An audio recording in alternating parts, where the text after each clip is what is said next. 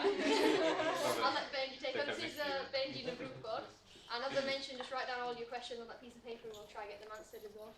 Why did you go Kaurs? Why did you do this? First of all, I'm really sorry that I'm late, okay? It's nothing, boys, it's got nothing to do with that I can't read the sat-nav or anything like that. I'm really good, okay, first of all. Yeah, it was just that I was the turning. But anyway, I wanted to basically come and talk to you guys today. Thank you for inviting me and thank you for listening to me. I wanted to just give you a little bit of background of the organisation that I'm from. The organisation we're all from, which is Vaju, who's our leader. But I just wanted to tell you that me and Benji, who can't be here today, she basically, we went to a camp a couple of years ago and we were sitting around and our kids were like kind of running around. And I was saying to her, like, you know, it's a real shame about like a lot of like bad things that are happening in the world and things like that. And I said, how can we make a difference? Because I just felt so helpless, like all I've done is, since I come into Sikhi, all I've done is literally like have a kid. And I felt like I didn't do anything. So she said, like, maybe we can do something. And I said, okay, well, what can we do? And then I was saying to her, I wanted to do something for women, because there isn't anything for women. Who goes to the Gurdwara here? The girls more. Is there any women-only event at your Gurdwara? No, I'm aware. Do you feel when you go to the Gurdwara, you can go there and you can go and do seva or stand up like the men do or anything like that? If you wanted to do it, let's say, maybe right now in your life you don't want to do it, but if you wanted to do it, do you think you'd have the confidence to do it? She is seva and like make wood and stuff, yeah, definitely. But I'm talking about in the Darbar Sahib where everybody's there. Doing Kirtan, doing a speech, something like that. Doing Jor Sahib or even giving out the first card there. Yeah. Not a lot of women feel that confident about doing it. So basically what we realised was that Guruji came and empowered women. And man came, I'm not blaming you guys by the way. And then man came, and with man's ego, they basically wanted to squash the woman, because especially in Sikhism, Guruji basically gave such a high power and such a high authority to the woman. Yeah. So men got scared about that. Not just in Sikhi, in Islam, yeah, in Hinduism, in Judaism, all of them, they all got very, very scared about how strong a woman is. And shall I tell you how they knew the woman was so strong? Let's say we don't know anything about Guru Granth Sahib Ji, we don't know anything about Guru Nanak's taught us, yeah, or anything like that. But how do you know how strong a woman is? Does anyone know? Oh. There was a woman that gave birth to you, I don't know. Basically, and I'm telling you this from experience, girls and boys, it's one of the hardest things you're going to do, and a man can't do it. I'm just telling you right now. So that is an example of how strong a Guruji made a woman. And regardless of what religion you are, all the men can see, and you know that they can't do that. Yeah, and that's a threat. That becomes a threat. And so women got pushed down over the years. Yeah, but then we're really lucky because Guruji came and Guruji gave us something really, really special. Yeah, equality. We don't practice it today. Yeah, man doesn't practice it, but Guruji does. So I don't want to stand here and say to you guys, oh yeah, you should do this and you should do that. Yeah, because everybody knows what they should be doing. Everybody knows what they shouldn't be doing. Yeah. So I'm not here to do that. But what I'm here to do is kind of just tell you about someone who is very special, and we should class as a role model. Yeah, you might, some of you might know about her, some of you might not. Yeah, so here we go. Does anybody know what this Singanese name is? Angie? Okay. Has she got any other names? Very good. So she's got two names. Some people get mixed up with it, but she has got two names, yeah? So does anyone know what Bhag means? Sorry? No, like blessed. Is that the right word to use, blessed? It's like blessed, right? So like someone will say, like, there's a lot of Bhag on your head. Yeah, there's a lot of blessings on your head. So, yeah, so basically, we don't know what she looks like. All we know is that, you know, she always was Shastatari, which means that she always had weapons on her. We knew that she was very, very strong in combat, yeah, and we knew she wore dastard, and she was Amritari, yeah, and she was a woman. Yeah. So, but this is just someone's image of it. Art of Punjab. I don't know if you've checked that out. That's really good. Okay, so she originated from what's now called Amritsar. So everybody knows Amritsar, yeah. And that's where she was born and raised, and she was trained in weaponry there. She was trained to read Guru Granth Sahib Ji, Dasam Granth, by Gurdas Ji's Vara. Does everybody know by Gurdas Ji's Vara? By Gurdas Ji's Vara are called the key to Guru Granth Sahib Ji. So if basically you want to understand a little bit more about history and about Guruji and about what happened in during those times, read that, and it's very, very easy to read as well. You know, sometimes when you're reading like some translations, you're like kind of like, oh my god, I have no idea what that should have just meant. Like even you're reading the English translation, but by Gurdas Ji's Vara is very, very simple. Like it talks about giving birth, and he talks about various kind of things, and it's very, very easy to read if you ever want to tackle that. Embrace of Sikhi. So because Sikhi was very, very new, and we are still very, very new, which is why we are not very progressed, yeah? Even though we are compared to other religions, but because Sikhi is a very, very new religion, her ancestry came from Guru Arjan Dev Ji's times. So her ancestors just happened to, by the grace of God, you know, meet Guru Arjan Dev Ji, and they decided to embrace Sikhi, and then that's where the lineage started from, yeah? So, big, big blessing. So, anyone here, you all have an ancestry, right? Whether you choose to find it or not, for us it's harder because we are basically, our parents have come from different country, but we all have an ancestry, and you might belong to the ancestry of Guru Gobind Singh Ji, you might belong to the ancestry of Guru Nanak Dev Ji, but the thing is, what we need to remember is, we all do belong to that ancestry, right? Does everybody agree with that? Yeah, because we've got to come from somewhere. Our family has changed into Sikhi according to one Guru or another, right? Which means that leads to our ancestry. And if we accept Guru Granth Sahib Ji as our ultimate Guru, yeah, our eternal Guru, and all of the Gurus, yeah, the embodiment of all the Gurus are within Guru Granth Sahib Ji, your ancestry therefore comes from Guru Granth Sahib Ji, yeah? So it's the same thing. So basically, she's your sister, she's your mother, so we're all the same, yeah? So that's where she came from. She was one sister with 3 brothers. Like I said, she was trained in all different kinds of weaponry, gatka, horse riding, all these kinds of things. She knew how to do it from a very, very young age. I couldn't find that much information out on her parents. So if you guys want to go ahead and do that, you know, you can do. Go and find out about her parents. I'm sure they're very blessed parents. And she was the first woman warrior, okay? So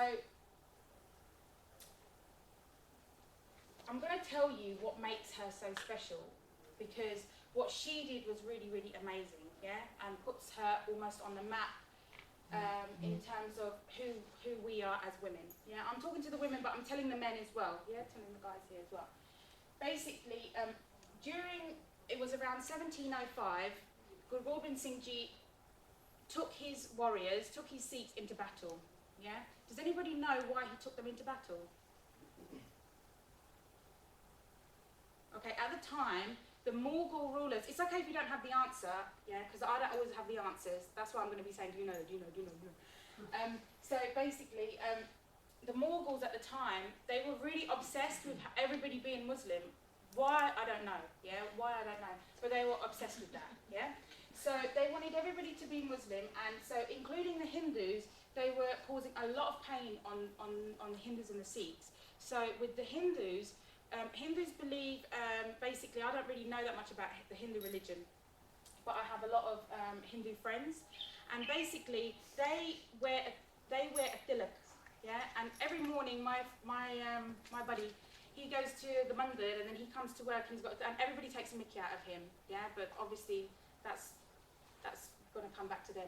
Yes, he never says anything to them because obviously he's very blessed. And what they used to do was they used to torture the Hindus, they used to take their tilak off, they used to do all sorts of things to them, torture them, they used to break their idols, do whatever they would do to make them convert to Islam. With the Sikhs, as you know, they would get the children, they would cut the children to pieces, and then they would make necklaces out of the children, put them around the mother's head, and then they would say to the mother, convert, convert, convert. So these are the kinds of things that they used to do to the two main religions, because these were the two main religions, yeah? And Guru Gobind Singh Ji was the one who kind of said, okay, you know what, this is not happening. We, regardless of what religion you are, everybody must be able to live with doing whatever they want to do, as long as they're not hurting anybody else. Why should we stop them from following their path? Which is why, for many, many years, in Anandpur Sahib, which is where Guru Gobind Singh Ji resided for many years, Hindus and Sikhs lived there for many, many years. Yeah, not a lot of people talk about that, but they lived there for many, many years very happily. Very, very happily. Because the Hindus were living their life, yeah, and they had their Sikh buddies, and the Sikhs were living their life and they had their Hindu buddies. And no one was saying to them, oh, I'm better than you because I do this, and I'm better than... It's not like it is now, yeah? So, anyway, so going back to Guru Gobind Singh Ji, he took his Sikhs into battle. Now, we all know that the Mughals had a very, very huge, vast army, whereas the Sikhs were very, very small. However, because of the type of strategy that Guru Gobind Singh Ji had imparted on his Sikhs, their strategy in warfare was very, very, very, very complex, and therefore they were able to overcome many battles, yeah, because there was many battles fought. So, during this time, I want you to just kind of, if you want to, you can close your eyes, and I want you to imagine that there's just fields, yeah, of people coming at you, yeah? You haven't eaten in weeks, you haven't drank in weeks, yeah? You are fighting, your arm must be so hard from holding the talwar and moving it around in a strategic movement, yeah? You've got people coming at you, you're even wounded, so you're really, and it's hot. Everybody's been to India, it's hot, okay? So imagine going like that for weeks and weeks and not stopping. Taking shifts to have a sleep, but are you really sleeping? Because enemy might come from nowhere. So you haven't eaten, you haven't slept, you're absolutely shattered, yeah? And it got to a certain point where some Singhs, they felt that they were going to lose. Yeah, they were going to lose the battle. So they went to their commander, so they went to their kind of general, not general, what do you call like when you section them off in an army? What did you say, something? Regiment, yeah, so like one of the regiments, led by Maha Singh, they went to Maha Singh and they said to him, we're going to lose, we don't know what to do, this is a losing battle, you know, there's no point, basically. And Maha Singh, with his 40 soldiers, his regiment, went to Guru Gobind Singh Ji, yeah, and said to Guru Gobind Singh Ji, we want to leave, yeah? We want to leave the battlefield because we're fighting a losing battle, yeah? And Guru Gobind Singh Ji basically said to the Singh, by Maha Singh, okay, I want you to, basically pulled out a piece of paper, it was almost like a contract, yeah? What do they call that? I've forgotten the actual word, but okay. So it pulled out like a contract, yeah? And it said on there, you're no longer my Sikh. Those who leave the battlefield are no longer my Sikh. And Guru Gobind Singh Ji signed it and dated it, and he asked Maha Singh on behalf of all his cavalry or regiment or whatever to sign it, yeah? So Maha Singh signed it, yeah?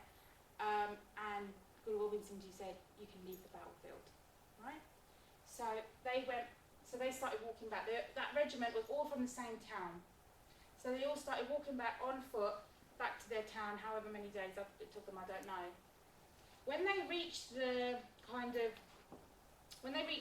entrance, so like I've come into the entrance and it said like University of Reading or whatever, so where they reached that bit of their town, there happened to be a Singhani, yeah? She was taking Barney in and out of the town for like, you know, for her children. And she basically said, is the battle over? Have we won? Yeah? And the Singhs just put their head down. And she said to Maha Singh, what's going on? What's happened? Is the Guru okay? Is Guru Ji alive? And they all put their heads down. And she said, I don't understand. You guys have got to tell me what's going on. She forced it out of them. And they said, we left Guruji fighting the battle. We've left the battlefield and we've basically quit, or whatever. And Sikhs, real Sikhs, don't have rage. Yeah, we don't have krodh, what we call it, yeah? But then we do have something called biras, which is like basically, I can't call it rage, but basically it comes from somewhere. It's like a powerful, it's a warrior spirit. It's like an energy inside you that gives you the kind of adrenaline rush to be able to do anything, yeah? And only with a lot of bard and a lot of simran, yeah, sangat, you can be able to obtain that, yeah? It's with the blessings you get that.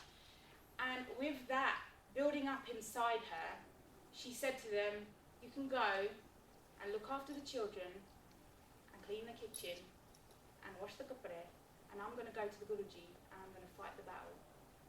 And she picked up all her weaponry, she jumped onto horseback and she went. And when she was leaving, what she had done embarrassed them to their core. It made them feel like, oh my God, like what have we done? We've left the Guru, which means that we've left our Sikhi. Because if you are not loyal to your Guru, then how can you call yourself a Sikh? So all of a sudden, they all basically went charging after him and said, we're coming too. So they stopped, she stopped, they went back to the town, they picked up Barney, they picked up food, they picked up whatever they could pick up to help the rest of the soldiers, and they went back, yeah? When they were on their way back to Guruji, they got hit by the enemy, yeah? And they fought very, very well, and they actually overcome the enemy. However, Maha Singh, he was very, very badly wounded. And by this time, Guruji had arrived because he had heard that they had come back. And Guruji picked up Maha Singh while he was laying there on the ground and put his head on his knee. And Guru Gobind Singh Ji said to him, you've come back to me. And he said, just please take the contract out and just go and get someone to get the contract and tear the contract up. Because basically he was asking for forgiveness, he was asking for it all to be taken back. And you and I all know that Guruji is very forgiving, yeah? And we make lots and lots of mistakes, and he always forgives us. May not always forgive us, but he will always forgive us, yeah? And Guruji just went like this, and he pulled out of his gamar gassa. Gamar gassa is what you wear around to keep your weapons in place. He pulled it out and he had it on him already, and everybody was like, wow, like, you know, he knew that we were going to come back, and he just tore it up. And Maha Singh passed away right then and there in Guruji's arms, yeah?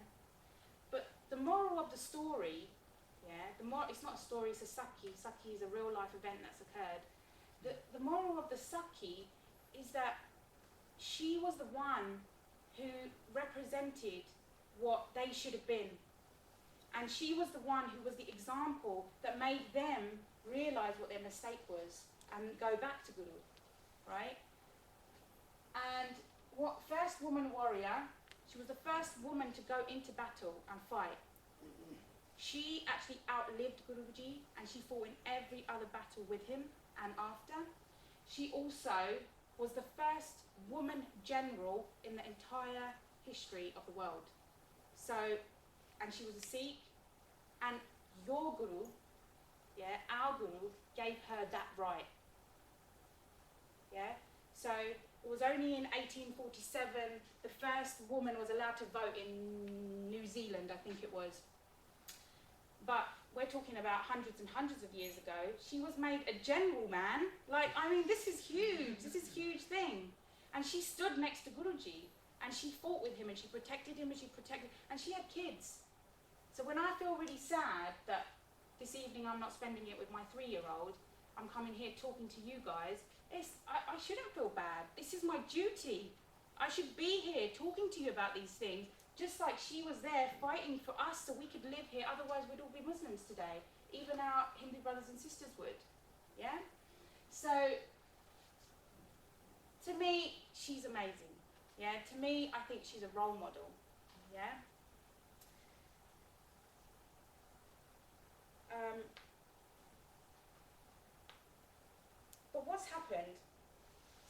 understand then. Guruji took the woman, yeah.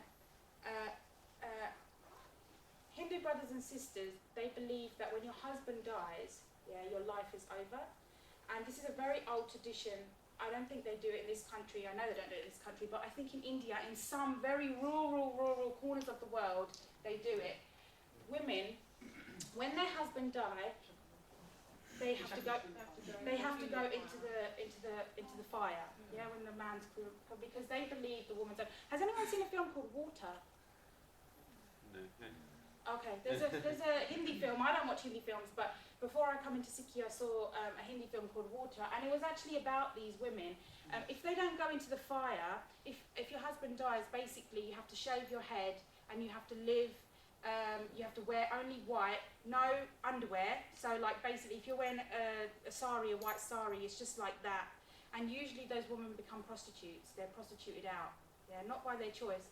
So if you can imagine back in the day, they used to get kids married at like 7 years old or something like that. If her husband was to die, she would be in this place for the rest of her life. And it's believed that these people are so low that even if they step in someone's shadow, yeah, then basically something bad's got to happen to them. I don't know what they do, but I imagine it could be something bad if they go into somebody's shadow. That's how bad it was. So when Guruji said, okay, for Sikhs, we're not going to do that, yeah? If your husband dies, yeah, you have the choice to remarry, yeah? Guruji said to us.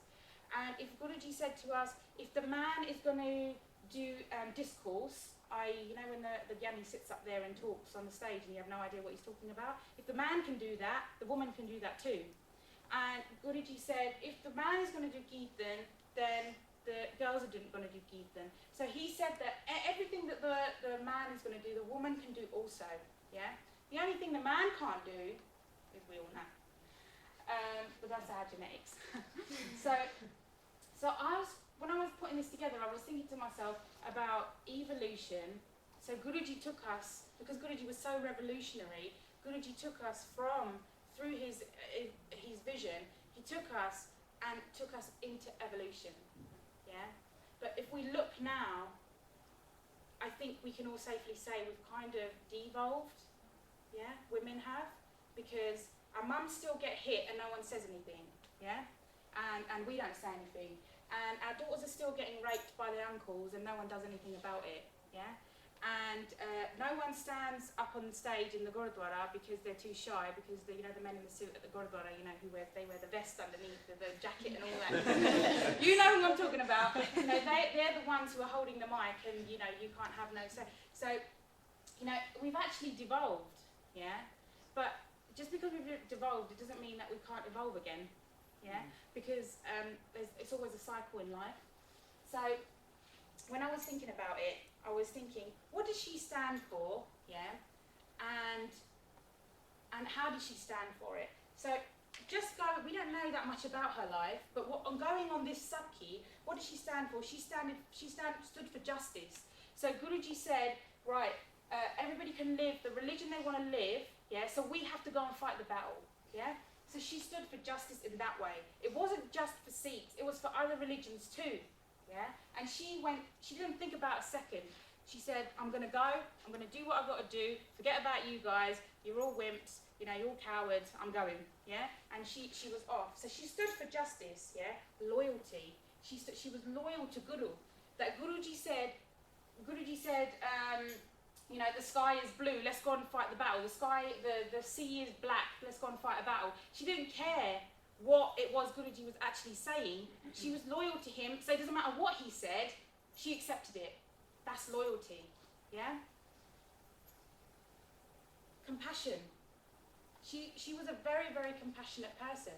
She stood by Guruji all the time. She actually used to heal some of her, she used to heal people in the middle of battle, yeah? So she was a very, very compassionate person. She was a mother, yeah? And she also, when the Singhs said, no, we've changed our mind, we've done something wrong, she also took them back. Yeah? She was also the person to say, okay, let's go, let's get some more supplies and let's go back in. She could have been like, no, look what you've just done, you've just left Guru. I can never forgive you for that, but she was very, very compassionate. And she was the embodiment of love. Yeah, she was a mother. She was a true Sikh. Yeah, she actually in the village that they lived in, which basically now is called Muxar. Has everybody been there? Anybody been there? Muxar, if that's what the town's called now. I don't know what it was then. But basically, she used to be like kind of like the head honcho. Like, you know, you got someone in the Langar at the Gurudwara who's always like, you know, the auntie you got to go to about, oh, you know, there's too much lesson in this, and she's still going to say no to you. But yeah, she basically was like the head honcho kind of thing. So she was kind of like mother to everybody. She was like a very, very loving kind of person. Yeah, she feminine. Basically, she was a feminist. Yeah, she was a feminist, and I love this about her because she was like, yeah, man, don't need you to open the door for me. I can do this myself. Yeah, let me just get my arms and go. You know, she was just like really like, she was a feminist, man. We're not feminists anymore. Do you know what I mean? And these are all the. I mean, there's hundreds of things, and maybe you guys can come up with some. Yeah, of things that you feel to you that she stood for. But for me, this is what I just thought. I just realised that I made a mistake yesterday. And identity. Yeah, identity. Okay, I admit, it's not easy looking like this in London, working in central London. Yeah, I admit it. But with Guru's Kirpa, we do it. Yeah, and she did it. I know it's easy for her then, but her identity was very strong to her. It was drowned into her from a very, very young age in a loving way. Not in the way when you go to the Gurudwara now and they're saying, don't do this, don't do that, don't do... You know the Gurudwara, they always do that, they say that, please, no one talks about identity in other ways anymore. Internal identity, yeah, internal identity. So these are the things for me that she stood for. Has anybody heard of Valerie Kaur? Who's on Twitter? Who's on Twitter? Oh my God. I want everybody to start, get an account. Okay. Back to evolution and devolution. Right. This is Valerie Kaur. She lives in America, yeah, and, sorry. Okay. She lives in America, yeah. She is not, you can tell from her eyebrows and all that business that she's not a practicing Sikh. Yeah, you can tell, right? It's just. However, she does a lot for Sikhi. She does a lot, yeah? When Wisconsin happened, she was the one who was pumping to CNN all the information about what was going on, that the Sikhs, regardless if they've just lost their kids and their mothers and their grandfathers have just been shot up, the Guruji, someone's come in and done this in the Gurudwara. She was the one who was pumping out to CNN that the Sikhs are still giving langar out to the police officers. Yeah? She was the one who went and met every single victim and basically took down everything that happened to them and then pumped that out to the main media. She is the one who was tweeting all the time what was happening when President Obama's wife came, when all these people came, when they had this big, she was the one. She's an activist. Every Sikh should be an activist, yeah? Doesn't matter if you drink, if you cut your hair, doesn't matter all these things. You call yourself a Sikh, ask yourself what you do for Sikhi, yeah? Because I probably guarantee you, majority of the people will say, not that much, yeah? Doing part at home is important, but it's not enough. It's not enough. And you know what? Being an activist these days is so easy. Should I tell you how easy it is? If you join Twitter. Yeah. Like, they should hire me. I'm endorsing them, right? It takes one button to retweet something she said. It takes one button to tweet something I've said, what she said. Something that's happening in the world of Sikhi, in the world of injustice. Yeah? It takes one tweet. So in Tibet, Tibetan monks are not allowed to practice their religion, right? So no one's listening to them, yeah? Nobody cares, right? The government doesn't care because the government's communist. So basically, what do they feel is their way to do activism? Does anybody know? You must have read it in the paper. Does anybody read a paper? Yeah? they're burning themselves alive. Yeah, they're burning themselves alive, and that's their way of doing activism. Now, whether we agree with that or not, we don't believe in suicide, but whether we believe in that or not, there's still an injustice happening, isn't there? So, have you shared anything on your Facebook pages where you are basically putting some kind of injustice that's happening, regardless of who it is, out to the world, out to your circle? Or are you thinking, nah, I'm just going to like pick this picture of myself, you know, just got me do and all that, let me put that up there, you know? So we need to think about it in that way. So this is, I wanted to mention her because she's really, really important, yeah? Okay, so how can we make my barcode our role model, yeah? Educate ourselves. This is the first thing, yeah? So I'm going to use now how I relate to her. I'm using that now. I'm giving you practical examples, okay? We've got to educate ourselves. Who knows all the gurus in order right now if I asked you? 1, 2, 3. That is a basic thing. We must know it. Yeah? You may think, oh, I don't know when this is going to come, but tomorrow Gordon's going to come up to you and say to you, so who do you belong to then? And you're going to be like, yeah, Guru Granth Sahib Ji. And then they're going to be like, oh yeah, what's that all about then? Yeah, what are you bound down to a book for? Well, yeah, how'd that happen? And what are you going to say? We call ourselves Sikhs, but we don't know the answers to answer the questions that make us a Sikh. Do you see what I'm saying? And that used to happen to me. I used to sit in the bar with a glass of wine and they used to say, yeah, Guru Nanak was the best man. That's what I used to do. Yeah, it's not funny. I'm glad no one laughed. Because that's how uneducated I was. I used to be so proud of who I was, but had no idea who I was. Yeah? It was only, and I drank for a long time and I smoked for a long time and was still cutting my hair for a long time while I was educating myself. Yeah? And it's not, when I say educating yourself and then, you know, you're going to become more religious and militant and all that, or whatever you see me as, it's not about that, yeah? It's about knowing who you are. And for the girls, and the boys, for the girls as well, you're going to get married. And you're going to leave your mum and dad's house, and you're going to go into another person's house. Now, they all know each other, inside out. Girls, you're going to go into this household where these relationships have already been formed, yeah? And you're going to realise, I'm an outsider here. I'm a real outsider. And the only thing that's going to keep you afloat when you're an outsider in a situation is that you know who you are. Yeah? And if you don't know who you are, you'll become like them. You'll become like that mean person. Not that I'm saying that your in-law's going to be mean, by the way. But you will become like them because you're going to fight fire with fire and you won't find no resolve. That's why nowadays I see it so much that girls get married and they have no idea who they are and then they just take on whatever their husband wants them to become. And you'll probably find that happened to your mum. Unless your dad is really revolutionary. My dad was really different. My dad was like, yeah, my mum, go and work, do whatever you want to do, kind of thing. But there are like my dai and my jackie, they were like, no, you are going to become what I want you to become, and that's the end of the story. And that's what happens. Yeah? And a way to start is to find out about your lineage. And your lineage, no matter whether you like it or not, whether it's hard work or not, it comes from Guru Granth Sahib Ji, it comes from Guru Nanak Dev Ji. So when you get to know Guru Nanak Dev Ji and the love he had for you, yeah, you'll realise, I'm kind of starting to rediscover myself, yeah, and in that, you will just internally be able to become, and this is to the guys as well, you'll be able to become more spiritual people, yeah, it will just naturally happen. God will take over and that is it, you have no control over it. So educate yourselves. History is the best way to educate yourself. Stand for injustice, I already talked about that.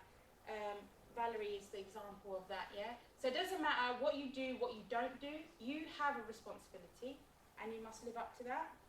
You have to be a loyal individual. Now, that doesn't mean that, oh God, I cut my hair, so that means I'm not loyal to Guruji, yeah? I have a lot of respect where I go in the outside world because people think to me, wow, she's got so much hair on her face, wow, oh my God, she wears that turban, oh my God, like, you know, she's like this, yeah? People think, God, if she is that committed to looking like that and taking all that, she must be like a really like principled person. And that's what people see. Now, you might not be at a stage where you can be there, Yeah? However, if you're a loyal friend to somebody, yeah? So if you're my mate, yeah, you are my mate, yeah? If you're my mate and I'm saying to you, oh yeah, you see that guy over there, right? Oh my God, I swam with this girl the other day, blah, blah, blah. Isn't he going to think to himself, hang on, if he's talking about him over there, she must talk about me as well. Are you being loyal? No. When you go to work, yeah, are you going to be loyal to your boss? Yes, you should.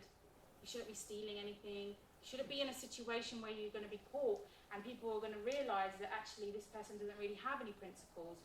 With all due respect, there is a type of person that lives in this world now, majority of them, and I'm not being judgmental saying this is a statistic, yeah, that I took from The Guardian. The majority, yeah, are young, unemployed black males, yeah, and the white people who live in the projects or, you know, estates. These are the people that lack principle nowadays because of the lifestyle that they lead. But also in that same article, they talked about Hindus, Jews, and Sikhs are going to basically lift this country up because they live by very, very high principles in all aspects of their life, all aspects. That includes your job, yeah? So if I'm working from home, yeah, like I did this morning, and I didn't get up until really, really late, yeah, but I wrote in there, oh yeah, started work at 8 o'clock this morning, yeah, I'm not being a loyal person. Now, they may not know it, but I know it, and God knows it, yeah? And everything is recorded. So we must remember that we have to be loyal to our family as well, unless they're doing something to you in which your life is in danger, or you are being manipulated, or whatever it might be. Okay, so be loyal, people. She was loyal. She was loyal to Guru, and ask yourselves, who are you loyal to? Are you even loyal to yourselves? So these are my principles. That I go to parties, but I don't drink. Let's say that's who doesn't drink here? Say you go to a party bench and you say, okay, right, I don't drink, that's my principle, but you go to a party and then you get so much pressure on you and you drink, yeah? Are you being loyal to yourself? Forget about Guru says you shouldn't drink, forget about that. But you're not being loyal to yourself even. So that shows what character you have, yeah? It's about character. What kind of a character do we have as individuals, as Sikhs, yeah? And practice compassion. How do you practice compassion? If you're passing someone on the street, doesn't matter if he's had a drink, yeah, and he's laying on the floor, if you've got a banana in your bag, you have an obligation to give that banana to him. Because he's going to think, that person, whatever your identity may be, so whether the star is easy, that Sikh person gave me a banana and I'm never going to forget it, yeah? This is the obligation, yeah, these are ways to be compassionate. If someone is in pain, you be compassionate. It doesn't matter who they are, where they're from, yeah? We need to practice compassion.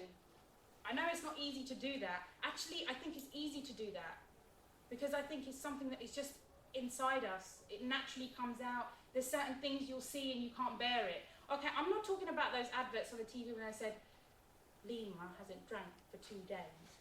She is so hungry. I'm not taking a mickey, but they've taken it too far, so people just kind of it's become numb to it. You see what I'm saying? But there are incidences that happen, and you kind of think, oh my God, I can't bear that, you know.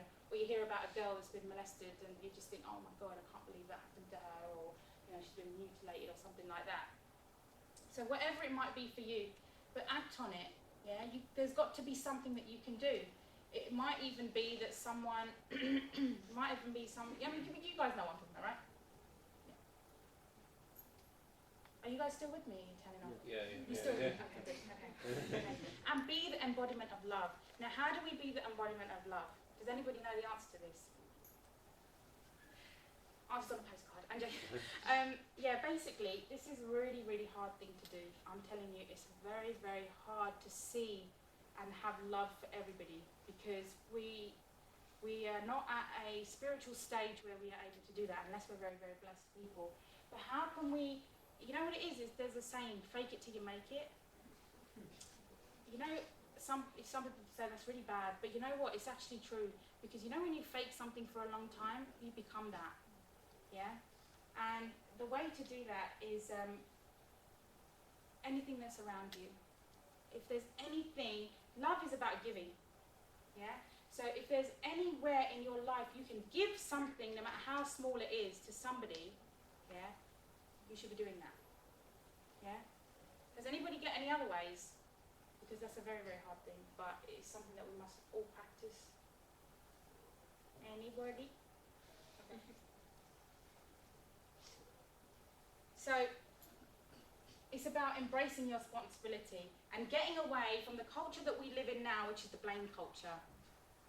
Yeah, I can't do that because, you know, the other day, like, she didn't turn up right, and then that mean that, you know, the Sikh society couldn't go on because, like, you know, she didn't turn up, so what's the point in us turning up? So what? Who cares? I mean, I'm just giving that as an example, it's just coming to my head. But we live in a society where everyone wants to blame everybody, yeah? Like, why am I blaming, I blame the government for this, I blame the government for that. Yeah, it's their fault, I'm just saying, right? But I blame the government for this and this and that, yeah? You blame your mum because you hate yourself, yeah? Your mum hates your mother-in-law because she made her life hell, yeah? The mother-in-law hates the dad because he ignores her because everyone wants to blame everybody. No one wants to look at themselves. Nobody wants to say, actually, you know what, at this time I could have been a bit more like that, or actually that was kind of my fault, well, I didn't really help that situation. Nobody wants to do that. But what I want to talk about is the responsibility. Now I'm going to talk to the boys a little bit. I'm going to talk to you about the responsibility you have at the girls, yeah? And this actually is vice versa, yeah? Okay, Guruji talks immensely about lust, yeah? And the world talks a lot about lust, yeah? Now, lust is a very, very powerful thing. It's there after marriage even, but it's something we must get past and make love, yeah? So we must basically learn how to control it. Yeah, I don't know how you guys are going to do that. All I know is that if you do loads of Simran, you can control it. But I'm going to talk more practically in terms of your responsibility to the girls, because if Guru Gobind Singh Ji is our father, and we all accept that, don't we? That makes us all brothers and sisters. Yeah. That before I got married, I used to call my husband Baji. Yeah. We didn't know each other too well, but that's the relationship. And when Guruji decided, bang, they're going to get married, the relationship changed, and he become my Singh, I become his Singhani, right? So it changed at that point, yeah? But what's happening now is we're looking at the girls differently.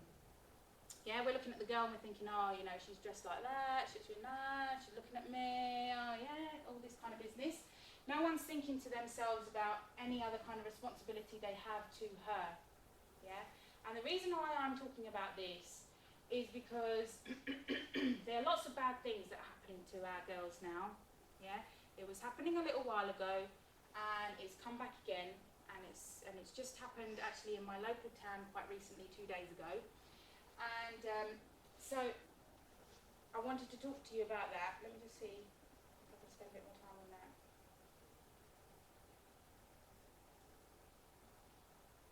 There you go. Does anybody remember this article that was in the paper? Yeah. Okay, yeah. Basically, this isn't about being against Muslims, yeah, because they're our brothers and sisters, yeah? This is about a group of people who are just a little bit mad, I think, and they're not really practicing Muslims, because practicing Muslims wouldn't do something like this. But basically, they have put out this kind of, lately, they have put out a kind of reward or call, you could say. For every Sikh girl that a Muslim boy or man converts, he gets £6,000, right? And for every girl who wears a turban that a Muslim guy converts, he gets £9,000, yeah? Apparently the money's come from Arabs. I don't know if that's true or not, so take me on record for that, saying that. But that's what's happened now. The question that I want to ask the boys is, if you're looking at the girl the same way the Muslim guys who are after them are looking at them, yeah? I'm looking at you, but I'm actually looking at everybody. Yeah? If if you're looking at the girls in the same way, how are you going to be able to protect her? Not that I'm saying the girls can't protect them. Not that I'm saying that the girl, you can't protect yourselves, because absolutely you can protect yourselves. But that's what I'm trying to say. Now, basically what's happened is, what happens when a girl runs away, people start to say, I don't swear, so I don't want to use those S words, but you know what I'm talking about, the 4-letter words. The Punjabi boys start to say, oh, she was a S anyway. Yeah? Oh, she was a H anyway. Sorry, W. Yeah. I have got a degree, I swear. You know, they start saying these kinds of things. They don't start to say, well, where was I? She was in my class at university, and how did I not know this was going on? Because you have an obligation to her to say to her, why? Yeah? You have an obligation. Now, she might turn around to you and say, who the hell do you think you are? And you can then turn around and say, I'm your brother. This is my responsibility. Tell me what she's going to say to you if you said that to her. Go away. No, she wouldn't say anything. Okay, maybe she will say something. But you know what? Later on, she's going to think something. You're sitting all here now, right? And you're thinking, yeah, I ain't giving up drinking. I'm not giving up smoking. I've got a party. But you have no idea the effect something can have on you today and might affect you 20 years from now. I was not like this, people, okay? I'm telling you right now, my hair used to be up to here, okay? I used to be like the most popular person in university. I used to be in all the pubs and clubs and organising everything and at the door and being like, yeah, you can come in. I used to be like that. But something affected me later. Now, if you're saying to that girl at that point, I'm your brother, I have a responsibility to check on what you're doing, yeah? To make sure that you are on the right line. Now, first of all, boys, you've got to be on the right line too. Okay, you can't be out with no body or anything like that, yeah? And saying it to her, because that just makes you a hypocrite, and Guruji says that that's the worst kind of person there is, yeah? So if you're saying that to her, now she may say to you, oh, get lost, you ain't my brother, blah, blah, blah, blah, blah, and she'll go away. But she's going to be sitting there with this guy, whoever she's run off with or whoever she's dating, and she's going to think to herself something. What it is, I don't know, but there's something that's going to trigger inside her that's going to, because you know what? People want to feel wanted. This is what our problem is. This is why there's so many bugbear, right?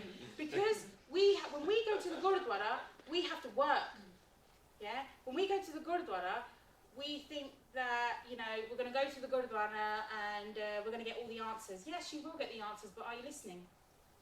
Yeah? Because in order to listen, you have to be able to put the work in, yeah? So when we go to the Gurudwara, we have to basically read Guru Granth Sahib Ji, and then we get the answer. Now, I'm telling you from myself, I had 2 questions. I had no idea what to do. I had 2 questions in my life. Should I take Amrit? Should I marry my husband? I didn't know what the answers were. I went to Guruji, I did a das, yeah? And you know what, the Hukamnama that come back, when I took the translation on it, there was two lines, just 2 lines in the Hukamnama. And the Hukamnama basically was yes and yes. The answer. Because we don't go there and because we've got to go there and we have to work to get the answers that we want, yeah? We have to work to have a spiritual life. It's easier for us to not have to work and go to a Babaji who just goes, oh yeah, or whatever they do something like that these days. I saw it on the TV. Some guy was doing all this around her head, and then he turned around and then he touched the ground and then, you know, do me a favour, you know, all that kind of business. So basically, that's what's happened. That's what's happened. So we have a responsibility, and basically I put this in the wrong way, but I just want you to think about that, guys, and I want you 2 girls to think about that as well. How are you looking at the boys? Yeah? Because, shall I tell you something? At the moment, there's a lot of boys and a lot of girls who find it very hard to get married at the moment. I don't know if you've seen it in your own families. You know, you've got a cousin who's been looking for ages to find the right person, but the boys are all with Gaudiya. I'm telling you the truth. Punjabi boys, they're all with Gaudiya, and the girls, they basically are turning around saying, yeah, I don't want someone who wears a turban. That is so gross. That's the first thing the girls are saying, which is really, really like, you know, okay, you know, like someone just ripped my insides out, because that's what Guruji looked like, so what you said about your Guru. But anyway, and the other thing the girls are saying is that, you know, I don't want to live with his parents, yeah, which maybe I wouldn't be too hard on you about, but anyway, I don't want to live with his parents, or he has to do what I say, yeah, or there's all these kinds of conditions, yeah. So that's why there's a lot of interfaith marriages that are happening. Families are being broken up. With interfaith marriages, what happens, whether you like it or not, whether you agree with it or not, Sikh dies. Same with Hinduism, same with Muslim. Yeah, but there's an interfaith marriage, unless one person is willing to wholeheartedly take on the religion and forget about the other one, that this is where the religion becomes diluted. Yeah, and it's not right. Yeah, it's not right because it might be right for somebody else, but if you want to be an activist, if you want to be a practicing person who's helping the cause, yeah, of humanity, yeah, then you need to make sure that you're right by your religion, by who you are, yeah. So that is what I was wanting to say about it. In regards to responsibility, you need to think about how you portray Sikhi. Now, I don't know how you guys live your lives. I don't know what you guys do, but I'm just telling you about what I have done, yeah? I used to go to, there's a club in London, it's a dive now, okay? But it used to be really, really kicking then, Zuba. And I used to go in there with my cosmopolitan because I used to look up, I never used to look after people like my father. I didn't even know who she was. I used to look after, does everybody know who Carrie Bradshaw is?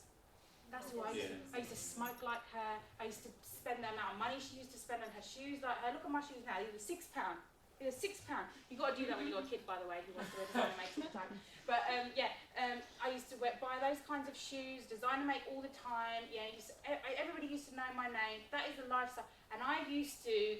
And I remember once. Oh my God! This has just come into my head. But I remember once, I was dancing around the bar and I had my cosmopolitan in my hand, and this guy basically was kind of like trying to chat me up, and he said like, what's your name? And I said, oh, my nickname is Rupi, yeah, but my name that I got from Guruji was Navru, so at that time I used to call myself Roop, and so I said, oh, my name's Roop, and he said like a Muslim name or something like that. I always knew that Muslim, you never go for the Muslim, you never do that or whatever, because that's what Mum and Dad had taught me, which is wrong really, because they should teach you about everybody, not just one religion, but you know your families, yeah, and they're all like really against Muslims, aren't they, which is wrong.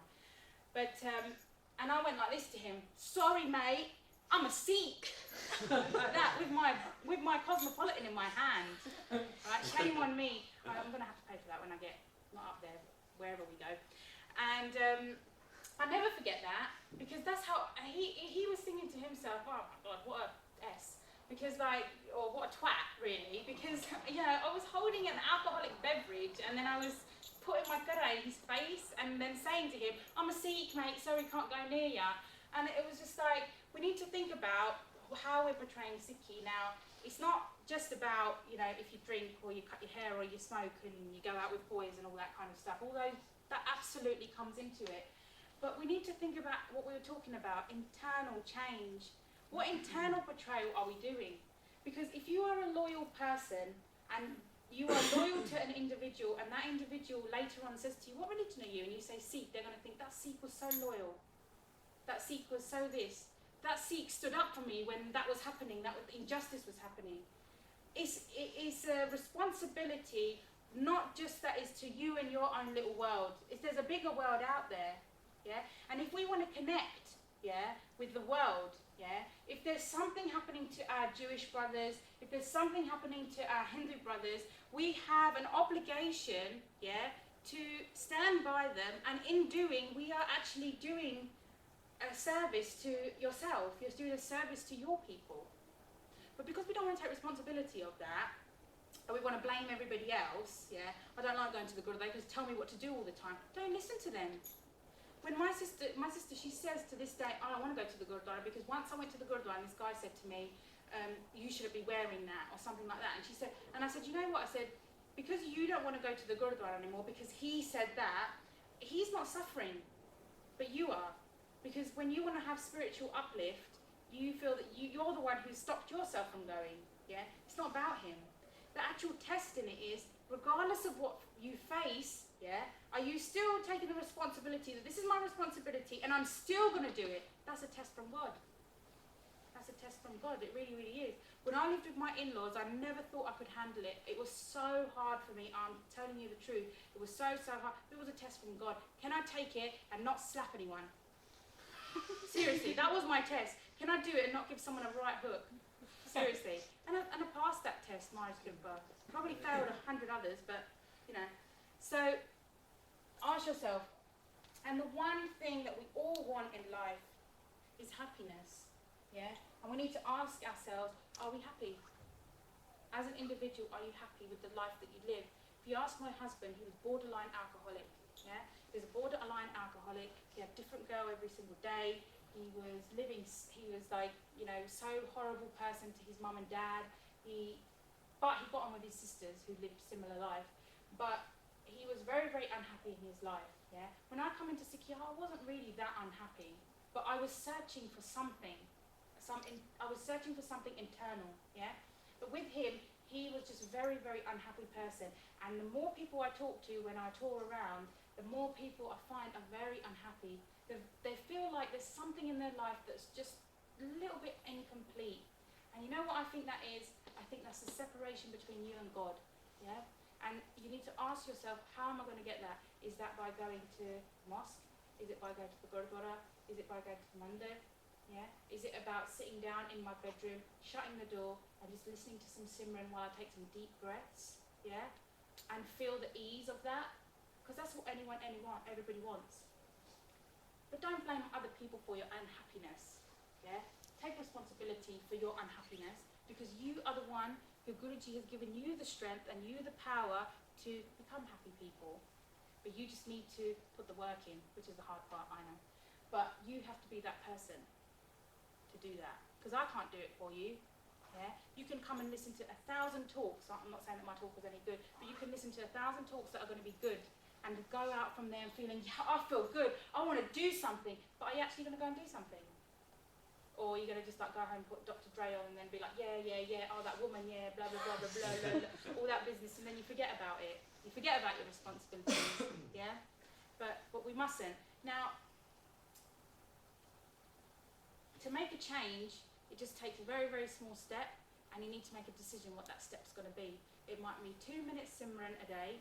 It might be, instead of in the morning time listening to my rap or my whatever you might be listening to, I'm just going to put a little bit of Geetan on. Now, for me, I used to listen to rap. I actually used to know, because I used to work in the film industry, I used to know a lot of people in that industry, and I basically used to have it on 24/7, yeah, 24/7.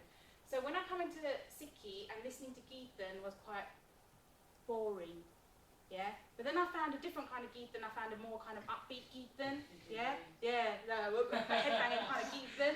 And I was like, okay, this is something I can get into, I can bop my head to. That's why I was coming here, but then actually I needed to get a bit sharp when I was getting closer to you guys.